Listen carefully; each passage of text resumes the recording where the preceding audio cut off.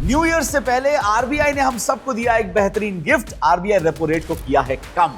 देखिए, आरबीआई ने पिछले एक साल में रेपो रेट को काफी बार कम किया है। हम देखते ही आ रहे हैं, पिछले पूरे साल में हमने देखा, अगर आपके होम लोन की ब्याज दर मानिए 8.25% से गिरकर 7% हो जाती है तो आपका हर महीने लगभग 3,800 बच सकता है, साल में करीब 46,000 बच सकता है और पूरे टेन्योर में लगभग 9,20,000 रुपए का फायदा आपको हो सकता है। इस वीडियो में मैं आपको बताऊंगा कि ये रेट्स कब कब कट हुए और इसका सीधा फायदा आपको कितना मिलता है। वीडियो जरूर आखिरी तक देखिएगा, बहुत सारी डिटेल में इसमें बात करेंगे।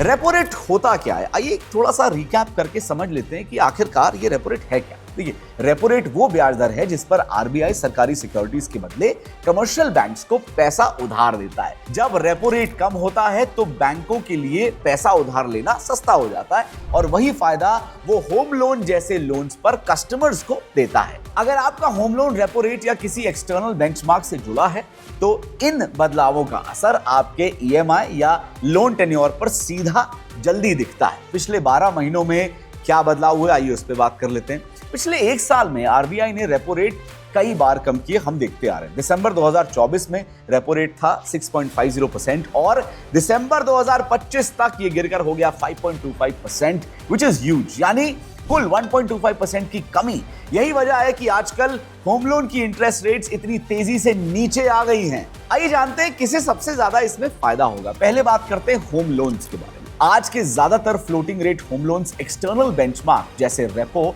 से जुड़े होते हैं, इसीलिए इन्हें सबसे सीधा और सबसे तेज फायदा मिलता है।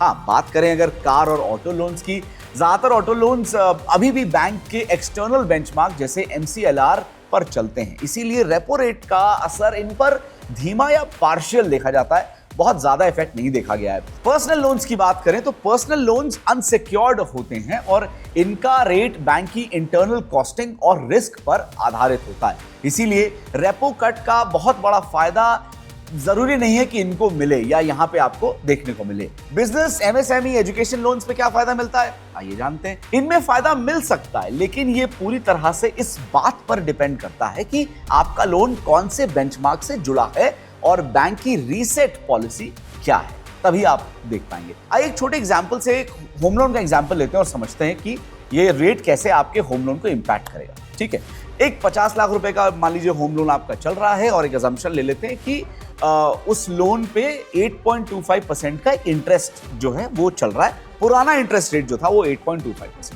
अब नया इंटरेस्ट रेट हो जाता है 7%। 1.25% कट होने के बाद, क्योंकि रेपो रेट पूरे एक साल में 1.25% गिरा है, राइट। टेन्योर मान लेते हैं 20 साल का है, 240 महीने, ये हम एजम्पशन लेके चल रहे हैं। तो आपकी स्क्रीन पे एक टेबल आ गया, ये टेबल से समझते हैं कि एक्चुअली बेनिफिट कहां मिल रहा है।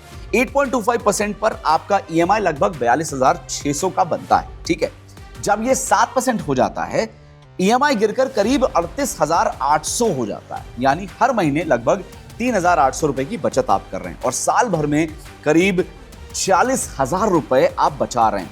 अगर हम 20 साल पूरे टेन्योर की बात करें तो टोटल इंटरेस्ट आउटगो लगभग 9.2 लाख तक कम हो सकता है, बशर्ते आपका बैंक पूरा रेट कट पास ऑन कर दे, वो बहुत जरूरी है।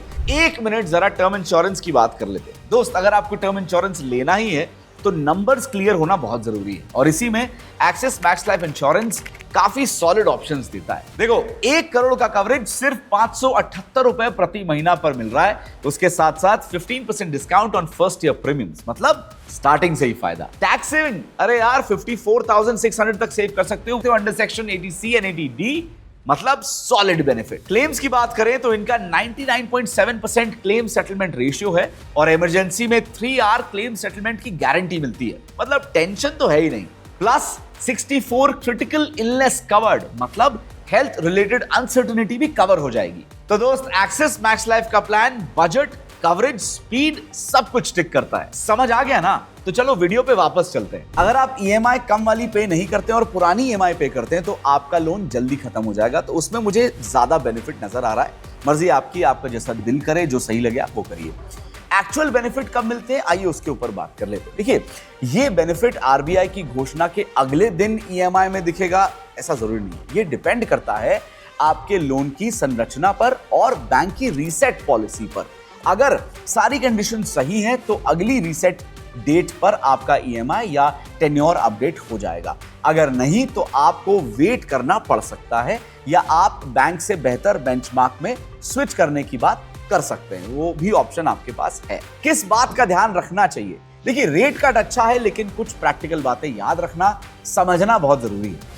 बैंक्स हमेशा 1.25% का कट पास ऑन करेगा, जरूरी नहीं, कभी कभार आपको पार्शियल कट ही मिलता है। पर्सनल या अनसिक्योर्ड लोन्स में इसका असर बहुत कम होता है।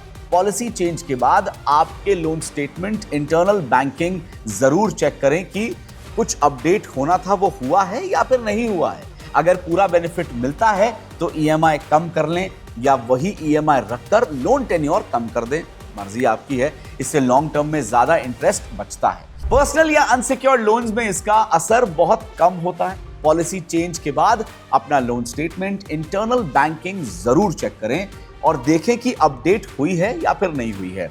अगर आपको पूरा बेनिफिट इसका लेना है तो मैं तो कहूंगा कि ईएमआई कम करने की बजाय आप ऐसा करिए कि पुरानी ईएमआई पे करते रहिए, इससे आपका टेन्योर कम हो जाएगा और आप ज्यादा इंटरेस्ट बचा पाएंगे।